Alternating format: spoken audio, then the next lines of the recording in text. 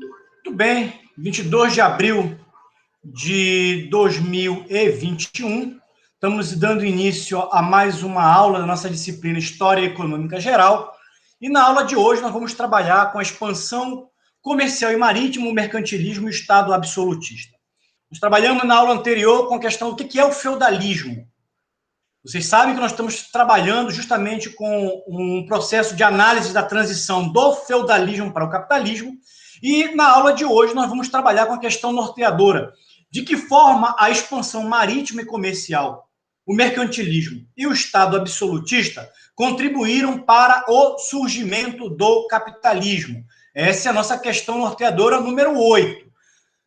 É sempre bom relembrar, na primeira parte da nossa disciplina nós trabalhamos os conceitos introdutórios, a importância da disciplina História Econômica Geral, o conceito de História e Historiografia, o que é a História Econômica, a História Econômica como disciplina acadêmica, origens e principais correntes, e entramos na segunda parte da disciplina, transição do feudalismo para o capitalismo.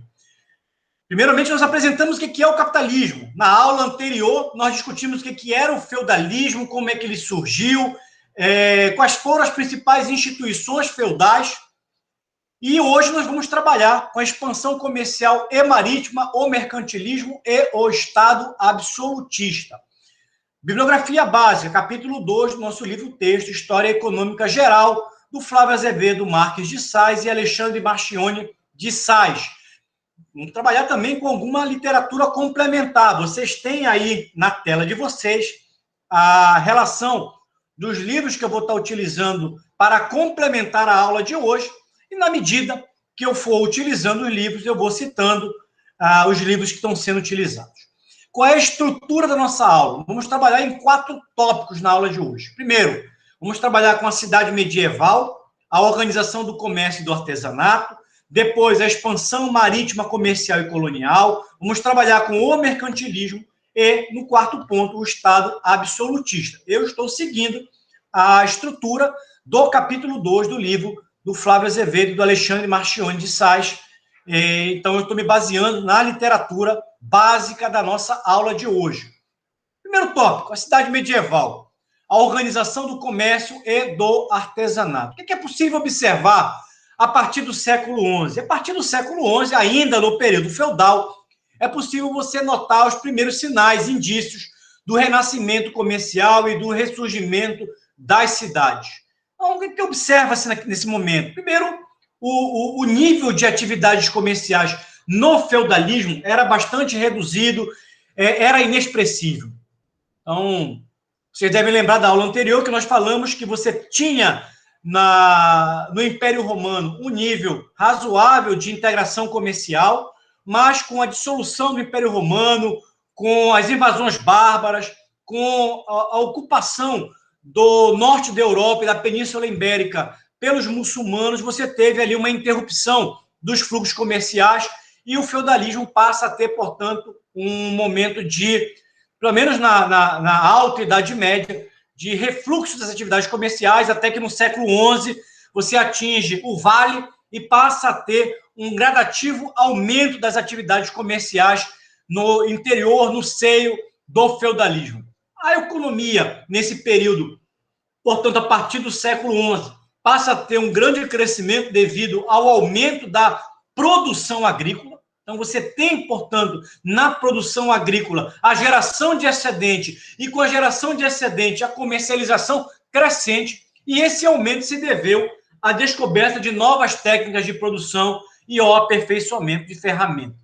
Então, o renascimento do comércio na Europa Ocidental, a partir do século XI, propicia, portanto, o ressurgimento da atividade urbana.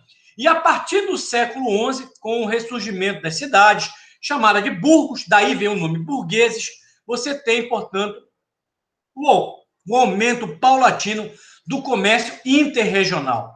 Bom, nesse momento, as relações sociais que davam coerência e continuidade ao antigo modo de vida feudal começam a ser crescentemente, paulatinamente tensionadas. Isso é natural. Henri Pireni, que é um dos maiores medievalistas, ele sustenta que o deslocamento dos muçulmanos na Europa, a partir da primeira cruzada em 1096, contribuiu fortemente para o renascimento comercial, principalmente pela liberação do Mediterrâneo para a navegação europeia. Então, você tem uma corrente analítica, somente capitaneada pelo Pirreni, que é um dos maiores medievalistas que nós temos, que vai dizer que, olha, parte desse renascimento comercial, além da introdução de inovações tecnológicas, na utilização do campo, de você ter gerado, portanto, um aumento da produtividade na agricultura, que gerou esse excedente. Isso também é explicado pelas cruzadas, que expulsaram de algumas áreas estratégicas também os muçulmanos. Então, você tem aí, portanto, um processo crescente, e já no século XII já era registrado um intenso movimento comercial na Europa. Bom, o comércio e a circulação monetária na Europa, portanto, abriram uma possibilidade da substituição das obrigações em trabalho em espécie pelo pagamento em dinheiro. Você deve lembrar na aula passada que isso aconteceu concomitante a um período de declínio populacional na Europa, e com o crescimento da população já no século XIII, XIV, você tem um crescimento populacional, você tem a geração de riqueza urbana, as cidades passaram a conquistar, a partir do século XIII, século XIV, paulatinamente a autonomia em relação à autoridade feudal. Algumas cidades, alguns burgos compraram essa autonomia, outros fizeram um enfrentamento político com o senhor feudal, mas o que interessa para nós aqui é que essas cidades elas ganharam autonomia, conquistaram autonomia. Bom, eu citei agora há pouco da importância das cruzadas. Vocês têm ali um mapa que mostra 8 cruzadas que aconteceram entre 1096 e 1270. Essas 8 cruzadas aconteceram, portanto, em momentos diferentes, mas elas foram importantes para ir expulsando paulatinamente os muçulmanos da Península Ibérica, do norte da África, retomando o Mediterrâneo para as atividades comerciais e também abrindo rotas comerciais com o Oriente. Então, você tem ali, ao todo, foram 8 cruzadas oficiais que partiram da Europa entre os anos de 1096 e 1270. Cidades, portanto, como Veneza, Pisa, Gênova, se associaram a essas cruzadas, foram importantes entrepostos para essas cruzadas, forneceram transporte marítimo e, como contrapartida, acabaram recebendo privilégios e concessões comerciais nas áreas conquistadas. Essas cidades, Veneza, Pisa e Gênova, acabaram nessas cidades, nessas áreas que foram conquistadas, estabelecendo feitorias. E, com isso, eliminaram os intermediários nas compras das especiarias que eram vindas da Índia e da China, sobretudo da China. Pirreni, citado por Sais e Sais, é enfático ao afirmar o quê? Que o resultado duradouro e essencial das cruzadas foi ter dado às cidades italianas, Gênova, Pisa e Veneza, em maior grau, as províncias e Catalunha, o domínio do Mediterrâneo. Então, você tem a Catalunha ali, que é uma cidade também espanhola, e Provença, na Itália, também. Você tem também 5 cidades que acabaram dominando o comércio mediterrâneo. Tem uma ilustração ali em cima, ali, de um cruzado e dos mouros ali, uma disputa ali entre eles, mas só para ilustrar o nosso... Embaixo também você tem ali os mouros e um cruzado ali, e realmente foi um capítulo muito interessante da história europeia e mundial, porque você passa a ter a abertura ali da Rota da Seda.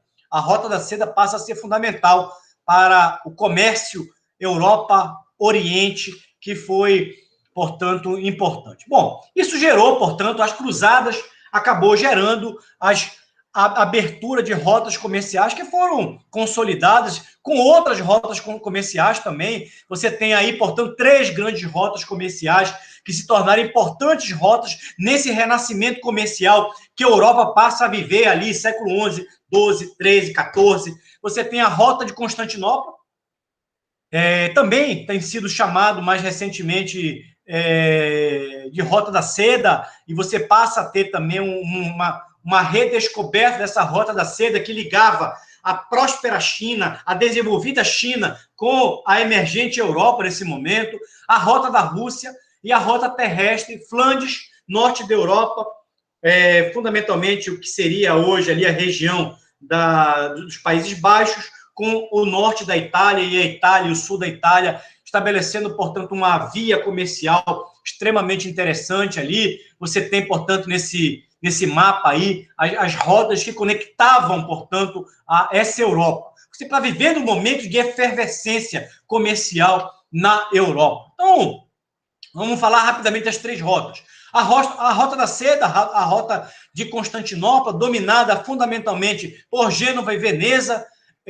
Veneza era integrante, Gênova também, do chamado Império Bizantino, lembrando que o Império Romano do Ocidente rui em 476, mas o Império Romano do Oriente permanece, com a capital em Constantinopla, o Império Bizantino permanece ali, e você tem ali a Constantinopla sendo um entreposto comercial importante ali com o Oriente. Você pode perceber aí, nesse mapa aí, como é que se estabelecia a Rota da Seda. Então, você tinha ali, passando pelo que hoje é Istambul, mas era Constantinopla, você tinha ali, portanto, a integração ali com a região do Oriente Médio, nessa região que a gente chama de Crescente Fértil, passando ali pelo Irã e se dividindo ali, basicamente, em 2 rotas. Uma rota marítima, que vai margear a Índia e vai chegar à China, portanto, passando ali pela região da Malásia, Indochina, chegando, portanto, no que seria Chinatown e chegando à China, mas uma outra rota terrestre que vai pegar justamente a região que seria aí hoje o Afeganistão, o Tibete, pegando ali o norte da Mongólia, e chegando também à região chinesa ali. Então, você passa a ter integração, uma importante integração, inclusive a historiografia econômica também tem estudado novamente isso.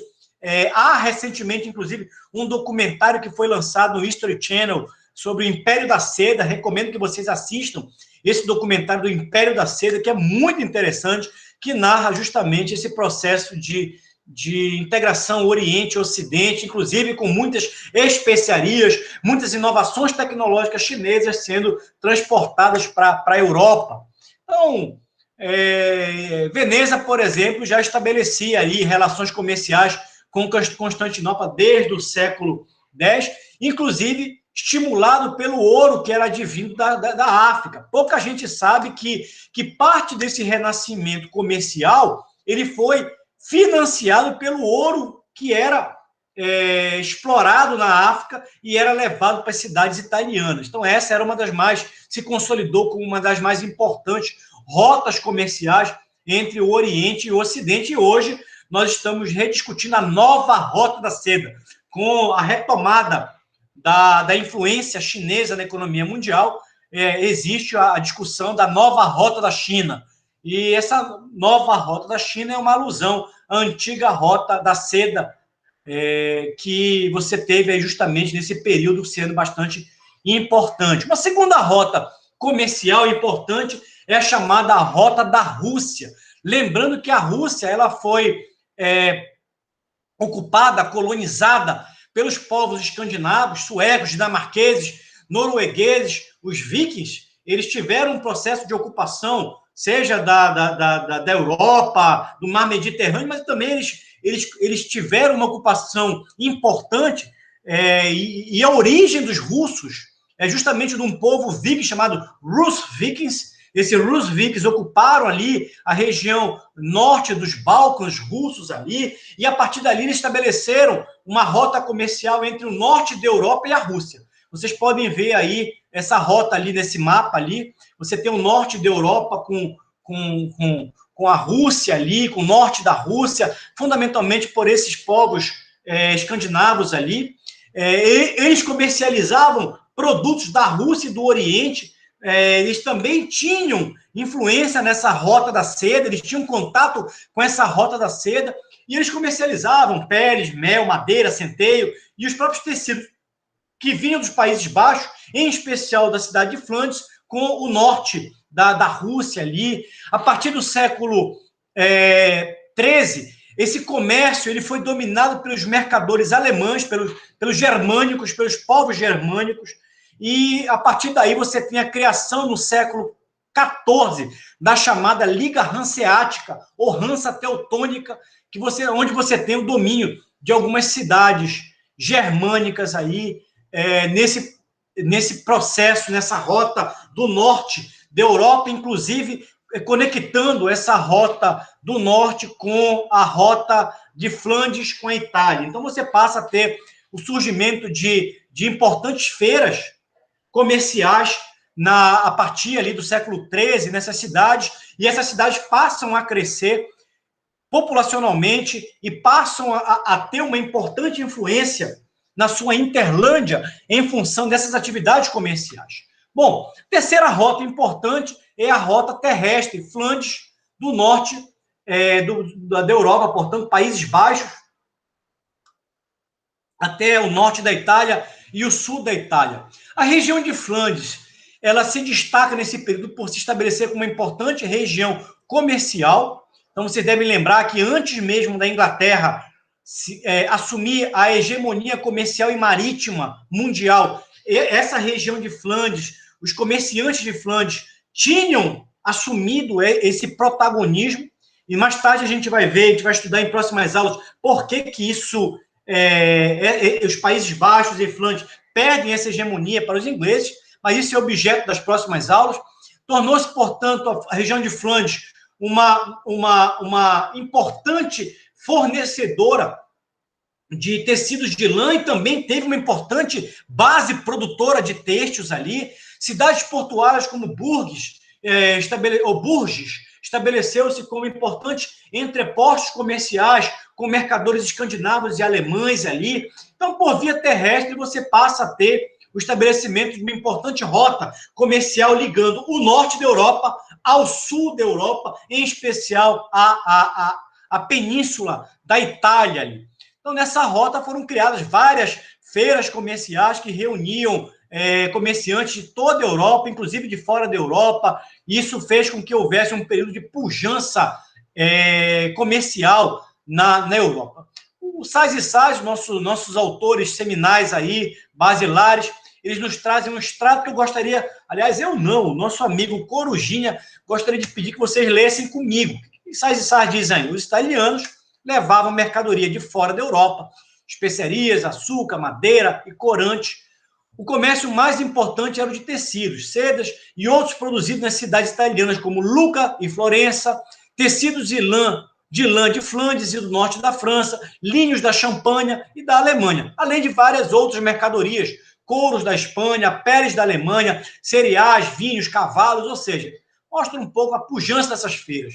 E no final desse período, você tem ali as rotas comerciais medievais plenamente estabelecidas na Europa. Então, isso aí são as rotas comerciais ali por volta do século XIV, século XIII, século XIV, século XV, e já é possível perceber que a Europa já estava plenamente integrada ali. Você tem a figura de um burguês, que era o comerciante, o agente revolucionário, que nasceu desse processo de integração comercial, econômica, crescente. Então, você tem ali as cidades, as principais cidades comerciais ali, vocês têm ali várias ali, Utrecht, Deventer, Colônia, Frankfurt, Basel, Milão, Gênova, Florença, Pisa, Roma, e aí você vai citando outras, Marsella, Lyon, Paris, Orleans, Bordeaux, e aí se eu for citar todas aí,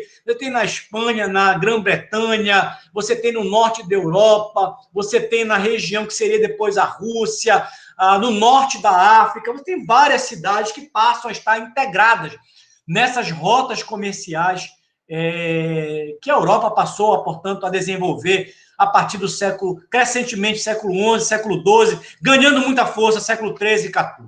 Bom, é nesse período que você tem o surgimento das famosas corporações de ofício. também são chamadas de guildas, e tinham o monopólio do exercício do ofício no âmbito citadino, no âmbito burguês. Então, para cada ofício havia uma corporação que era formada por mestres, companheiros e aprendizes. Essas corporações de ofícios, elas controlavam o número de mestres do ofício, controlavam o volume produzido e a qualidade do produto, exerciam um controle ético, religioso, disciplinar sobre os seus membros, e você, a partir daí, passa a ter o desenvolvimento da organização do comércio e do artesanato na sociedade medieval, através do renascimento comercial, através das rotas comerciais, através do crescimento dos burgos e através das corporações de ofício. Então, o desenvolvimento comercial e urbano na Baixa Idade Média possibilitou, portanto, um grande enriquecimento dos burgueses, fato que provocou dois conflitos característicos. Primeiro conflito, o confronto com os senhores feudais, que mantinham um modelo econômico completamente incompatível com os burgueses. Os senhores feudais, portanto, eles queriam manter os feudos fechados, eles eram pouco afetos às atividades comerciais, e os burgueses passaram a agir como agentes revolucionários do feudalismo. E a questão da usura. Vocês devem lembrar que a Igreja Católica Apostólica Romana tinha uma condenação em relação à busca pelo lucro e à prática da cobrança de juros nos empréstimos. Então, a questão da usura o lucro passou a ser um elemento importante, né, nesse processo de renascimento comercial e, inclusive, o estabelecimento de empréstimos. Então, você tem o surgimento dos primeiros bancos, das primeiras financiadoras. Então, você tem aí o comércio, principalmente dos italianos ali, Florença, Gênova, Veneza, as primeiras instituições financeiras surgindo, os primeiros empréstimos surgindo, e isso passa a ser um elemento de enfrentamento dessa sociedade estática, com baixa mobilidade social, com esse crescente comércio, o burguês.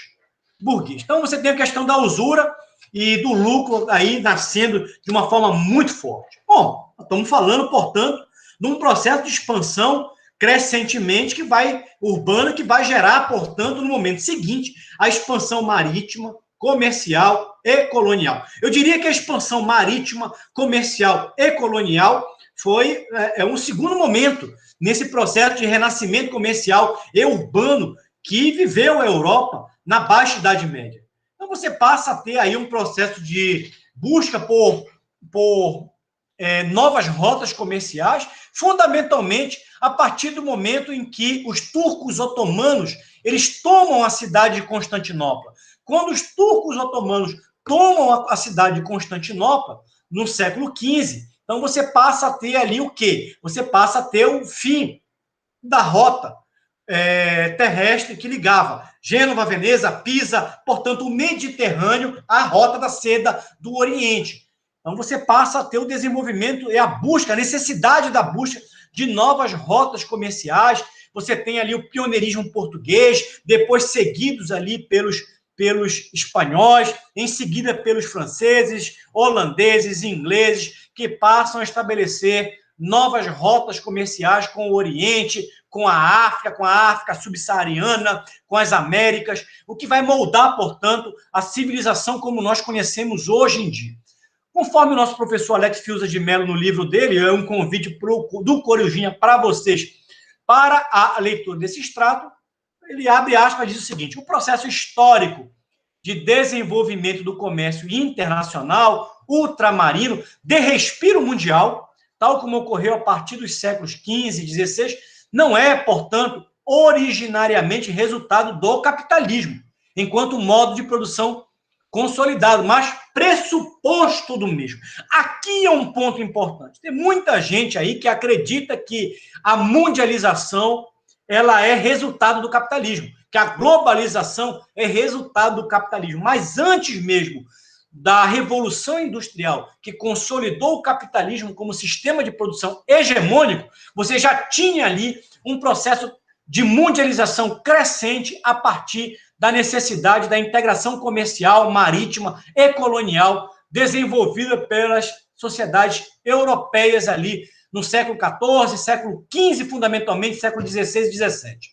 De acordo com uma citação de Wallenstein, que está no nosso livro texto Sais e Sais ali, a expansão territorial da Europa era, teoricamente, um pré-requisito-chave para uma solução para a crise do feudalismo.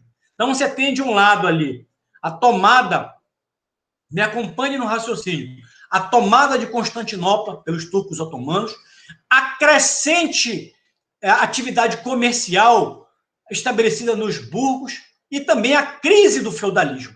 Juntando esses três elementos, você passa a ter ali justamente um impulsionamento para a expansão marítima, comercial e colonial. E aí, conforme Sais e Sais dizem, citando Wallenstein, sem ela a situação europeia poderia ter entrado em colapso, em uma anarquia constante, em uma contração adicional. Quais são os fatores explicativos ali, portanto, para a expansão marítima e comercial desse período? Primeiro, a centralização política e a formação dos Estados nacionais. Surgem ali os Estados nacionais, surge Portugal, surge a Espanha, surge a França. Em segundo momento, surge ali, portanto, a Inglaterra. Então, você tem ali o surgimento ali desses nações, desses Estados nacionais. Havia também a necessidade de encontrar uma rota comercial alternativa com o Oriente, na busca das especiarias, metais e alimentos, como eu já falei anteriormente, em função da tomada por Constantinopla pelos turcos otomanos. Isso gerou uma quebra, portanto, do monopólio das cidades italianas, Gênova, Veneza, em especial, e uma queda de Constantinopla em 1453 ali. Bom, nesse processo é possível entender alguns outros fatores explicativos. Primeiro, a escassez de metais preciosos passou a decorrer do déficit comercial com o Oriente.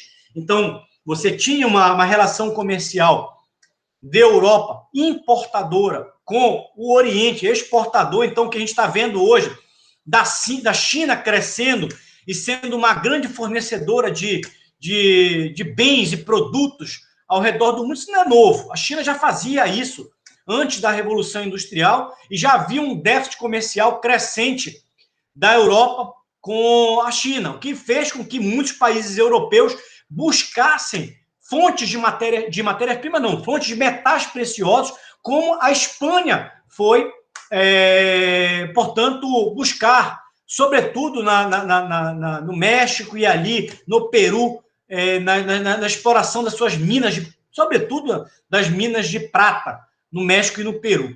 Então, você tem ali a busca por metais preciosos, sendo também um importante impulsionador. A aliança rei-burguesia, a burguesia fornecia capital e armas para o exército, em troca, os reis promoviam melhorias no processo comercial que atendiam às necessidades da burguesia.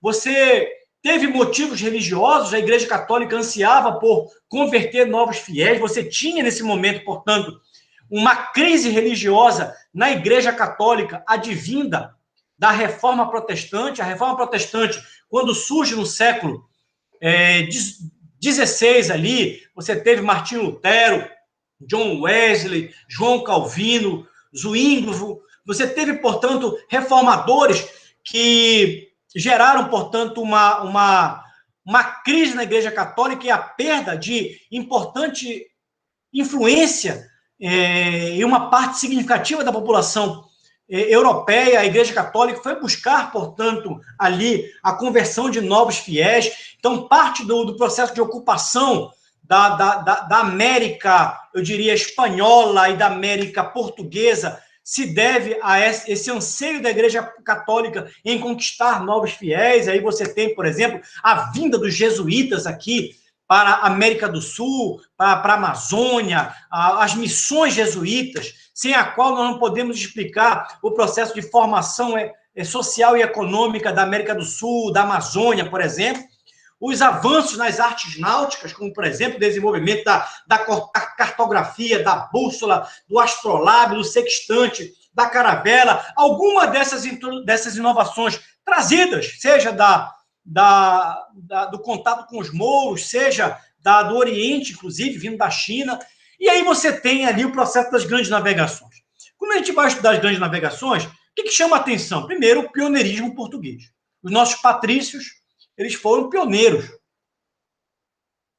Já no século XV ali, eles conquistam os Açores, a Ilha da Madeira, a cidade de São Salvador, Cabo Verde, eles vão ao norte da África ali, eles vão estabelecendo relações comerciais com essas regiões. Em 1500 chegam ao Brasil, em 1488 eles dobram o Cabo da Boa Esperança, em 1498 eles chegam à cidade de Calcutá, na Índia. Portanto, você passa a ter o Portugal ali como sendo uma nação pioneira nas grandes navegações. Vocês têm ali uma caravela ali, uma imagem de uma caravela portuguesa ali, e a cruz de Malta ali, a cruz da Ordem dos Jesuítas, também utilizada pelos Cavaleiros Templários, como sendo uma marca, portanto, desse processo, onde você tem a aliança ali, de um lado, da necessidade religiosa, quando você vai estudar a carta de Pero Vaz de Caminha, quando ele escreve, quando ele chega ao rei de Portugal sobre a conquista do Brasil, você vai ver ali os motivos religiosos claramente expostos ali, mas também havia os interesses comerciais que, unidos, geraram, portanto, ali a expansão comercial e o pioneirismo português ali. O que explica o pioneirismo português? Obviamente, isso você já deve ter estudado a exaustão, mas não cabe relembrar a precoce centralização política de Portugal, uma posição geográfica favorável. Os portugueses possuíam uma experiência em navegação, inclusive com a existência de uma escola, a escola de Sagres, que formava navegadores. As caravelas portuguesas, elas eram superiores às das outras nações, e você tinha o financiamento de Flandres. Lembram de Flandres? Uma importante cidade comercial ali do norte da Europa, uma cidade que depois vai fazer parte dos Países Baixos. Flandres passou também a financiar as navegações portuguesas junto com alguns comerciantes italianos. Os comerciantes italianos, o financiamento dos comerciantes italianos foram importantes, inclusive, para as grandes navegações, para a expansão marítima e comercial da Itália e da Espanha. Bom, você tem no segundo momento a Espanha entrando nesse processo, inclusive a viagem do Cristóvão Colombo foi financiada por comerciantes italianos. E aí a Espanha passa a rivalizar com Portugal, então você passa a ter as rotas comerciais ali sendo estabelecidas ali. Você tem esse mapa aí que mostra a relação comercial que Portugal estabeleceu ali. Você tem o Tratado de Tordesilhas, em 1494, que dividiu o mundo entre duas nações, entre a nação de Portugal e a Espanha. Então, você tem ali, por exemplo, ali, Portugal pegando o comércio com o litoral brasileiro e com o litoral da África, até chegar na Índia ali. Você tem ali a Espanha, já pegando ali desde da América do Norte ali, pegando as Antilhas, pegando o que a gente chama hoje de Caribe, pegando o norte da América do Sul e descendo no litoral da América do Sul, desde a região que hoje a gente conhece como Cisplatina, que pega ali, portanto, ali Uruguai, Argentina, e descendo ali, pegando a margem do Pacífico, na América do Sul, que seria hoje o Chile, Peru, Colômbia, o norte da América do Sul, que seria hoje Venezuela. Enfim, você tem ali a Espanha estabelecendo importantes relações comerciais. O que explica nesse momento ali essa ocupação ali da Espanha pela América do Sul, pela América Central e por parte da América do Norte, ali pegando inclusive a região da Flórida, o que seria hoje o estado do Texas ou a Califórnia? Exatamente. Flórida, Texas e Califórnia eram parte do domínio espanhol. Então, Espanha se apropria, portanto, de uma vasta extensão de terras na América, estabelece aí o chamado regime de encomenda. Vocês podem ver no livro do Dairon Acemoglu, do James Robinson, eles trabalham justamente essa questão das instituições que foram formadas aí na América Espanhola, e o regime de encomenda, que priorizou fundamentalmente a extração de minérios. Então, você tem aí os antigos Os antigos não, eles massacram literalmente ali os povos, os astecas, na América do Norte. Eles tomam ali as cidades dos astecas, e na América do Sul os povos incas estabelecem ali relações de encomenda para extração de prata, fundamentalmente, ouro e prata, e você passa a ter justamente o financiamento ali desse déficit comercial da Europa a partir da Espanha. Depois a gente vai ver que a Espanha ela se torna responsável aí por um processo de inflação, inclusive isso ajuda a explicar por que a Espanha não sofreu a Revolução Industrial antes da Inglaterra. Isso é algo para a gente discutir um pouco mais à frente, mas eu peço que vocês guardem essas informações, que elas são importantíssimas para a gente explicar depois por que a Espanha não teve um protagonismo na Revolução Industrial antes da Inglaterra. Então, você passa a ter, portanto, ali um protagonismo espanhol. E, a partir daí, no momento seguinte, uma mudança de hegemonia. Primeiro Portugal, depois a Espanha rivalizando com Portugal, e, em terceiro momento, entra a Holanda, a Inglaterra, a França, que se tornam importantes potências mercantilistas. Já no século XVII, a Holanda assume, portanto, a hegemonia comercial e, em seguida, foi superada posteriormente pela Inglaterra. Então, é essa mais ou menos a história da expansão marítima comercial ali. Você tem inicialmente Portugal, Espanha, e no momento seguinte, Holanda, Inglaterra e França como importantes potências mercantilistas. Convite do nosso Corujinha ali para um extrato do nosso livro Sais e Sais ali, abre aspas. No entanto, no final do século, a Holanda passou a sentir a rivalidade de uma outra potência, a Inglaterra.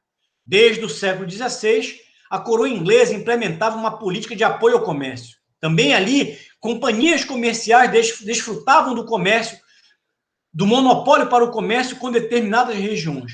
Companhia dos Mercadores Aventureiros, Companhia das Índias Orientais, Companhia da Rússia, Companhia do Báltico, são exemplo de como a Inglaterra organizou a sua investida no comércio internacional a partir do século XVI. A Rainha Isabel, aí tem lá, reinado da Rainha Isabel, 1558-1603, adotou medidas protecionistas do comércio e da indústria, chegando mesmo a apoiar piratas nos saques realizados em embarcações espanholas.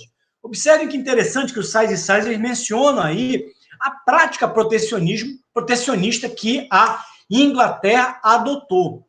Então, alguns séculos depois, sobretudo no final do século XVIII e início do século XIX, a Inglaterra vai pugnar pelo liberalismo econômico, liberalismo comercial. Mas, no início, a Inglaterra utilizou, inclusive, não só o Sais e Sais, como o livro Chutando a Escada, do Rajon Cheng, menciona isso, como a Inglaterra se valeu de práticas e medidas protecionistas, inclusive para debelar a Holanda ou os Países Baixos, que eram antes a principal potência comercial depois da Espanha e antes da Inglaterra. Continuando, no século XVII, as leis de navegação protegeram também as embarcações inglesas, impondo restrições ao transporte por embarcações de outros países.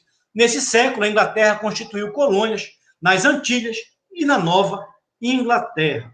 Bom, quais foram as consequências ali? Primeiro que eles descobriram que o mundo não era plano. Então, você tem ali uma imagem ali de uma caravela ali, e uma imagem do mundo plano. Descobriram que o mundo ele era... desde Galileu, na verdade, já sabiam que o mundo... Mas antes disso, já sabiam que o mundo ele era redondo, ele tinha uma circunferência. Mas quais são as consequências desse período aí? Primeiro, a ampliação dos mercados. Você passa a ter uma conquista de novas áreas, onde você passa a ter uma ampliação dos mercados. Segundo, a decadência das cidades italianas. Gênova, Veneza, Pisa, Florença perdem, portanto, o seu protagonismo ou a sua primazia no comércio europeu. Então, a lógica, a centralidade sai, portanto, do mar Mediterrâneo e passa, sobretudo, para o Oceano Atlântico. Então, a mudança, portanto, do principal eixo econômico do Mediterrâneo para o Atlântico, a formação do sistema colonial, em especial para o que interessa para a gente aqui na América. Então, você tem aqui o sistema colonial, seja da América Espanhola, na América Portuguesa, você passa a ter nas colônias a exploração e a utilização de mão de obra escrava, vindas fundamentalmente da África. Então, isso passa a ser o negro, passa a ser mais uma mercadoria a ser utilizada nesse comércio mundial, nesse crescente comércio mundial. Então, você tem a exploração antes de um comércio que era intra-africano, depois os muçulmanos levam esse comércio da África para a relação comercial com a Europa, e depois os europeus, em especial os ingleses, fazem da utilização dos negros uma importante mercadoria no comércio intraoceânico entre justamente a costa da África e a América, seja a América Portuguesa, a América Espanhola ou o sul da América Inglesa. Bom, a partir daí você passa a ter a consolidação da hegemonia econômica europeia sobre o mundo, naquilo que a gente vai chamar de eurocentrismo, e o afluxo de metais provenientes da América para a Europa.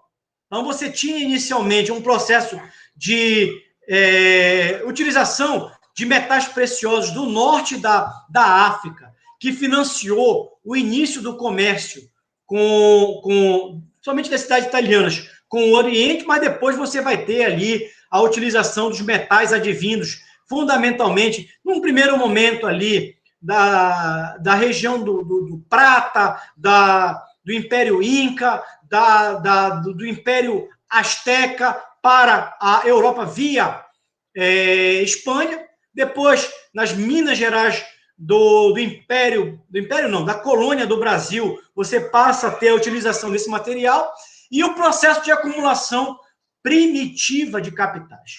Então, você passa a ter realmente um momento importante, um momento interessante de consolidação, portanto, daquilo que depois vai ser chamado de período de acumulação primitiva de capitais. Então, de acordo com Sais e Sais, você vai ter aí, abre aspas aí, Corujinha chamando vocês para a leitura. Em suma, a expansão marítima e comercial iniciada por Portugal, ainda no século XV, levou à constituição de uma economia mundial integrada por fluxos comerciais e mesmo a difusão de novas formas de produção na América.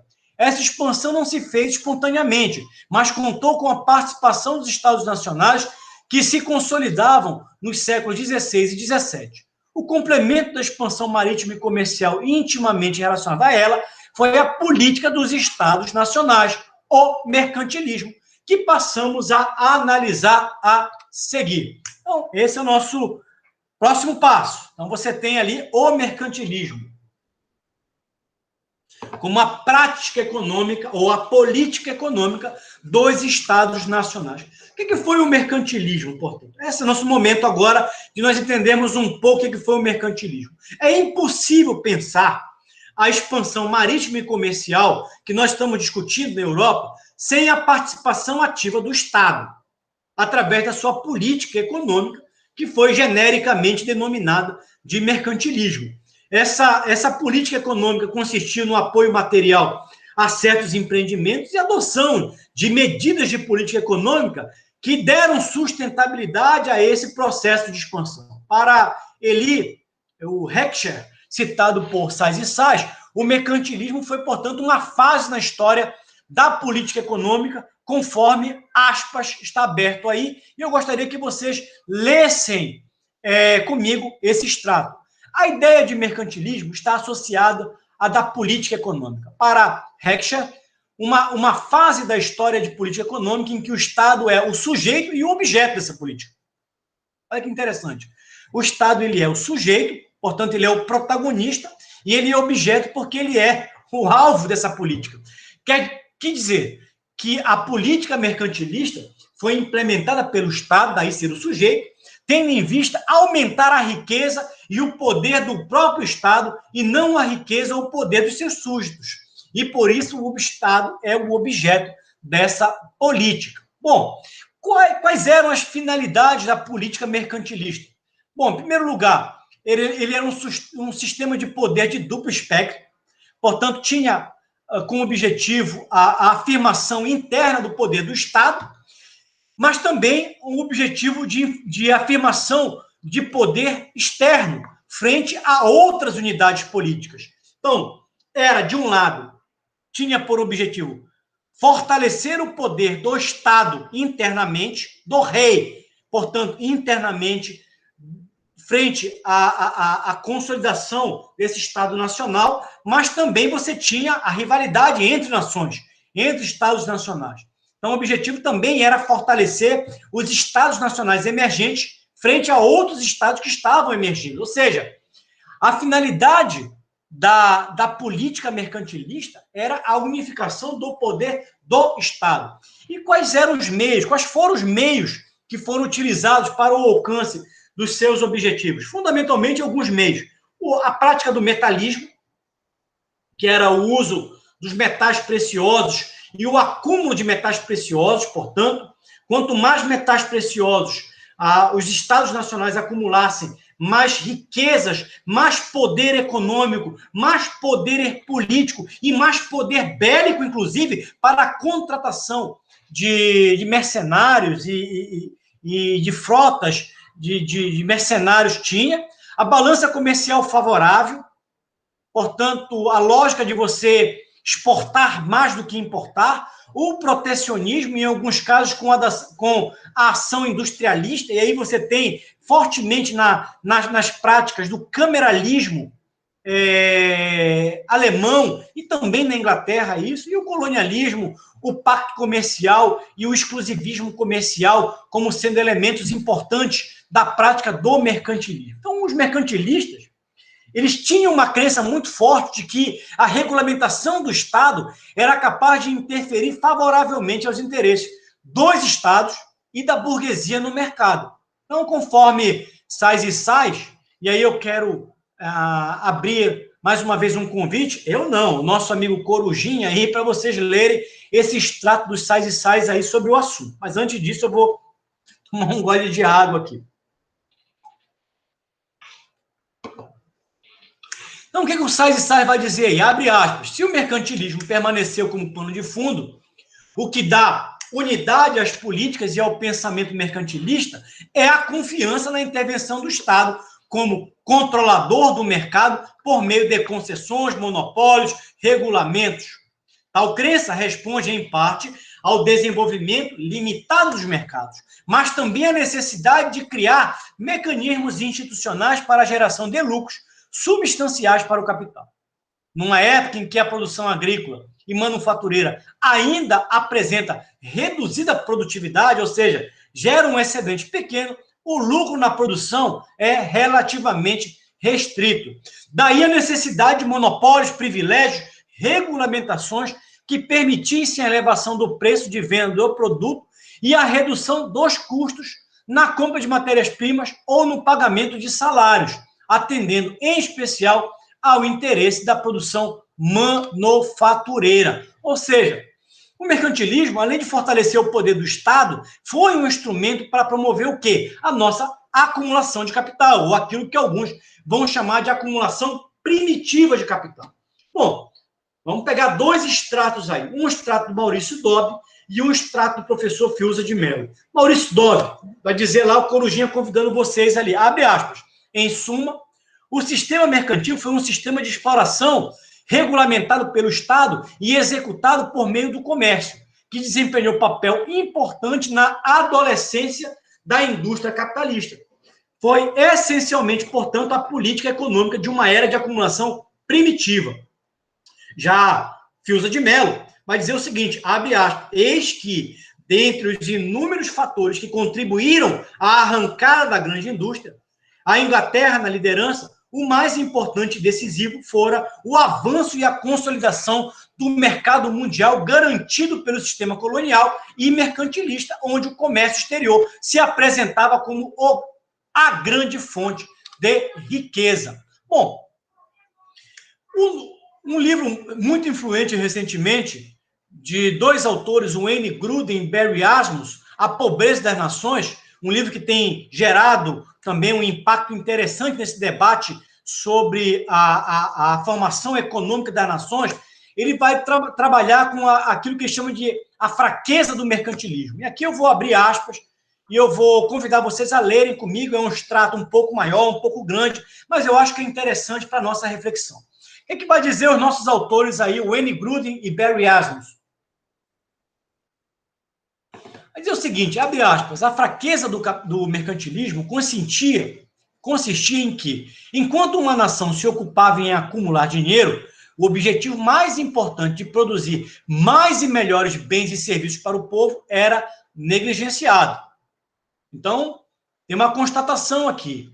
Ou seja, havia um foco excessivo no acúmulo de metais preciosos aqui. Eles continuam. Como um avarento recluso, que pode ter milhões em dinheiro, mas usa roupas surradas e vive um casebre caindo aos pedaços, o dinheiro em si não enriquece realmente uma nação. As pessoas comem, bebem e dormem usando bens e serviços e não ouro. Com a difusão do mercantilismo, os comerciantes e as corporações de ofícios formaram grupos de interesses especiais para restringir a concorrência e manipular o sistema. Desejando, portanto, a concorrência para os outros e o monopólio para si, os mercantilistas, comerciantes, buscavam e recebiam proteção governamental. Com a predileção por práticas comerciais restritivas e cartas de monopólios decretadas pelo governo para atender seus interesses específicos, eles se concentravam nas explorações e no ouro. Nas exportações e no ouro, em troca do pagamento de taxas e tributos para apoiar os exércitos dos Estados-nações, as classes mercantis induziam os governos a aprovar políticas que protegiam seus interesses comerciais contra a concorrência estrangeira. Continuando, segue os nossos autores.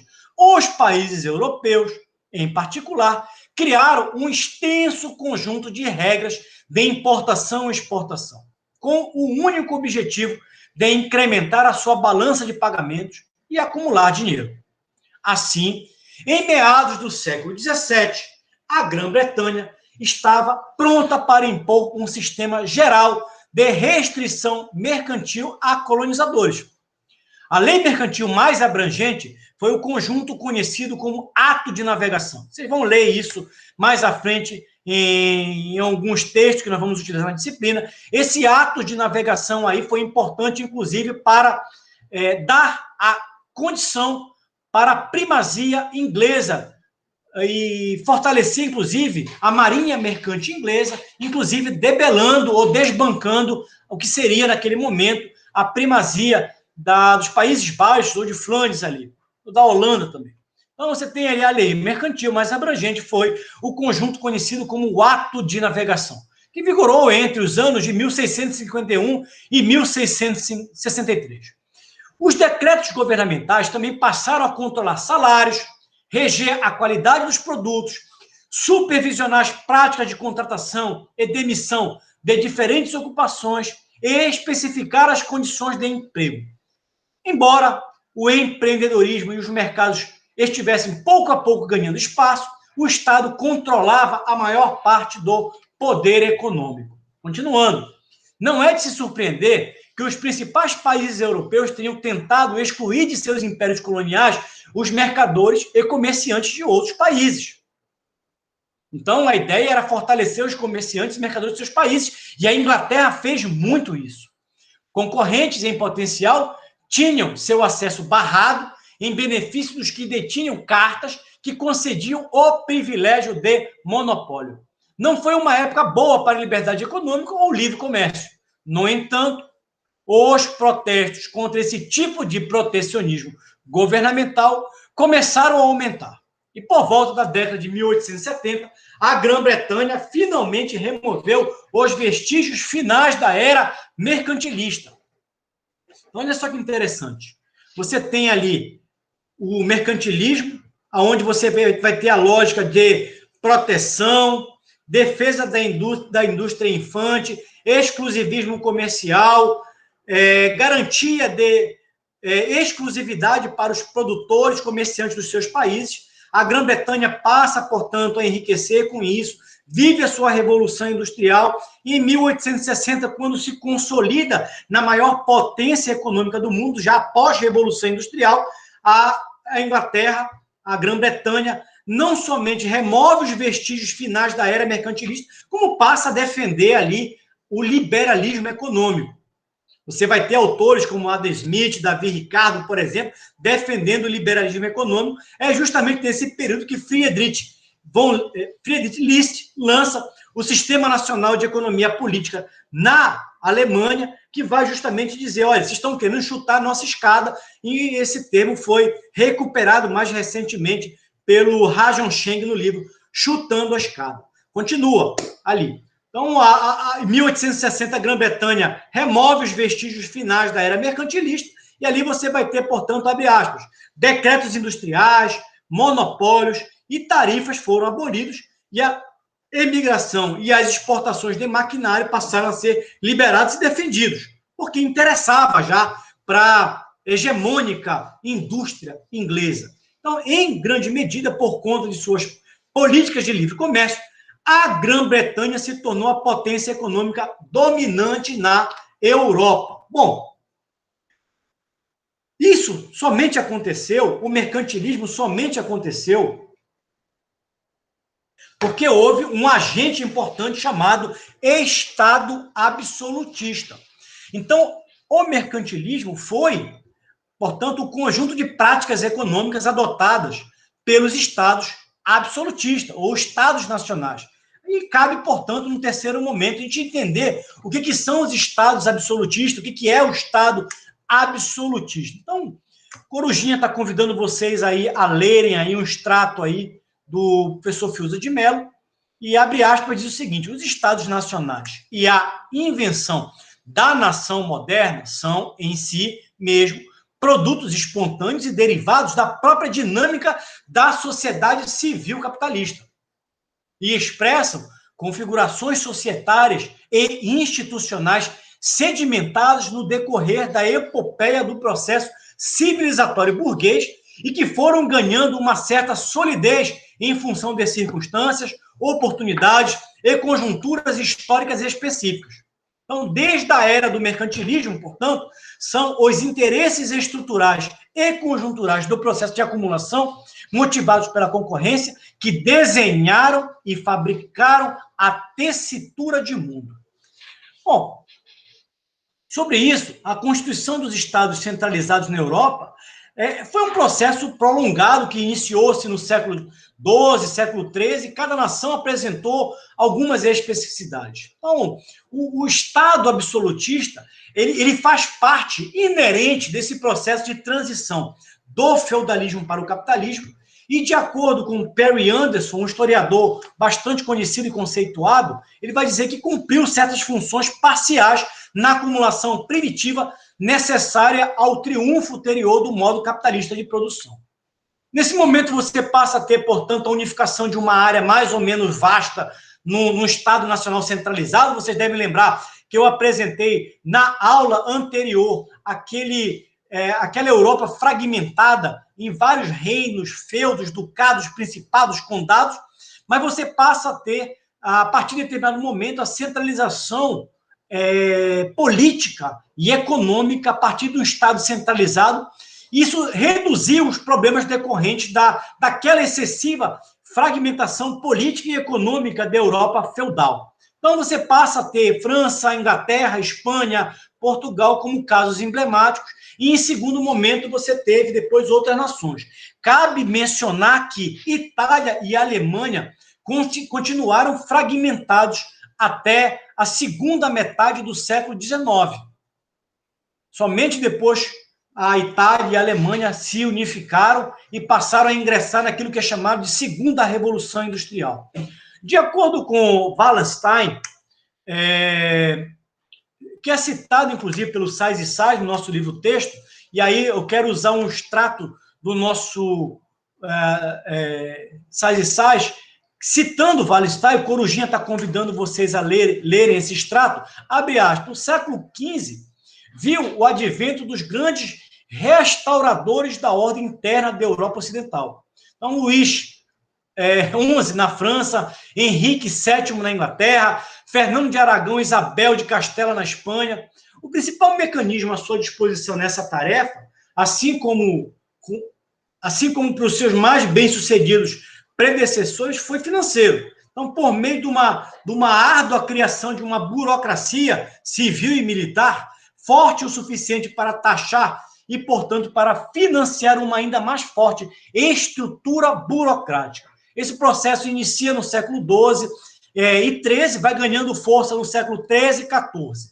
O exemplo mais forte que a gente tem aí nesse período de absolutismo, indiscutivelmente, foi o reinado do rei Luís XIV na França, ali entre 1600, ele viveu ali entre 1661 e 1715, e ele é famoso pelaquela frase do Luís XIV: o Estado sou eu, l'estat c'est moi. E o período Tudor na Inglaterra,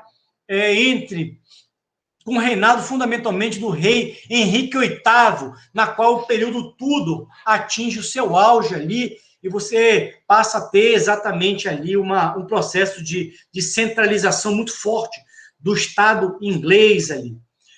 Você tem, obviamente, nesse período, algumas visões divergentes, e essas visões divergentes, elas estão no processo historiográfico, e vocês vão encontrar isso em alguns livros textos. Por isso é importante a gente mencionar essas divergências. Essas visões divergentes sobre justamente o que teria favorecido o surgimento dos Estados nacionais absolutistas. A primeira visão vai pugnar pela aliança rei-burguesia. Uma segunda visão vai defender a questão do Estado autônomo. E uma terceira visão, a questão da manutenção da hierarquia social como sendo um fator explicativo. Bom, a aliança rei-burguesia, ela é muito defendida por um historiador, Léo Huberman, nesse livro, História da Riqueza do Homem. Inclusive, foi um livro muito utilizado, ainda é utilizado. Alguns professores, quando ministram a disciplina História Econômica Geral, utilizam esse livro-texto como sendo o livro base.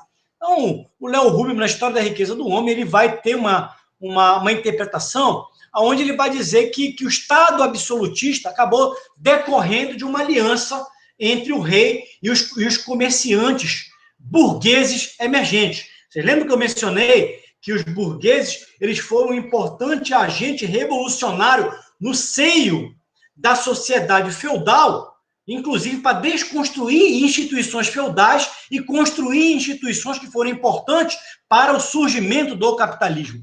Então, eu quero convidar vocês, mais uma vez o Corujinha, convidando vocês para um extrato do Léo Huberman. Abre aspas. Era a presença dos senhores feudais, era a presença de senhores diferentes, em diferentes lugares, ao longo das estradas comerciais, que tornavam os negócios tão difíceis. E está falando da fragmentação política que gerava a fragmentação econômica. Então, você tinha, nesse processo, um ônus econômico muito grande, na medida em que cada feudo tinha as suas leis, cada feudo tinha a sua moeda. Quando você transitava de um feudo para outro, você tinha que pagar taxas, e isso gerava, portanto, entraves ao comércio. É isso que ele está falando. Era a presença de senhores diferentes, em diferentes lugares, ao longo das estradas comerciais, que tornava os negócios tão difíceis. Necessitava-se de uma autoridade central, portanto, um Estado nacional. É isso que ele está dizendo. Era necessário, portanto, a centralização política e a centralização econômica para facilitar, portanto, esse processo comercial nessa Europa cada vez mais integrada.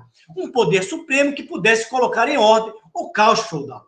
O rei fora um aliado forte das cidades na luta contra os senhores. Tudo que reproduzisse a força dos barões fortalecia o poder real. Em recompensa pela sua ajuda, os cidadãos estavam prontos a auxiliá-lo, com empréstimos de dinheiro. Portanto, havia uma troca. Fortalecimento do rei significava, portanto, fortalecimento das atividades comerciais. Em função disso, os burgueses financiavam o rei. O rei foi grato aos grupos comerciais e industriais que lhe possibilitaram contratar e pagar um exército permanente, bem equipado com as últimas armas. A partir daí, você passa a ter o rei rompendo a excessiva dependência dos seus vassalos, dos seus nobres vassalos, para o fornecimento, portanto, de homens para o seu exército. Repetidas vezes, recorreu à nascente classe de homens de dinheiro para empréstimos e doações. Bom, uma outra visão divergente é dada por Friedrich Engels, nesse livro, A Origem da Família, da Propriedade Privada e do Estado, onde o Engels vai dizer o seguinte: olha, houve um equilíbrio de forças entre nobreza feudal e burguesia mercantil. Você tinha, portanto, a nobreza feudal, a burguesia mercantil emergindo, eles se tornaram classes, portanto, com o mesmo nível de poder, e isso permitiu, portanto, a partir daí o surgimento de um Estado autônomo. Deu, portanto, uma relativa autonomia ao rei, ao monarca, como fonte, portanto, do seu poder absoluto. E aí eu quero convidar vocês à leitura desse extrato aí da Origem da Família, da Propriedade Privada do Estado, Engels. Aí. Abre aspas. Como o Estado nasceu da necessidade de conter o antagonismo de classes, e como, ao mesmo tempo, nasceu em meio ao conflito delas, por regra geral, o Estado da classe dominante e adquire novos meios para a repressão e exploração da classe oprimida. Entretanto, por exceção, há períodos em que as lutas de classe se equilibram de tal modo que o poder do Estado, como mediador aparente, adquire certa independência momentânea em face das classes. Nessa situação, achava-se a monarquia absoluta dos séculos 17 e 18, que controlava a balança entre nobreza e cidadãos. Perceberam?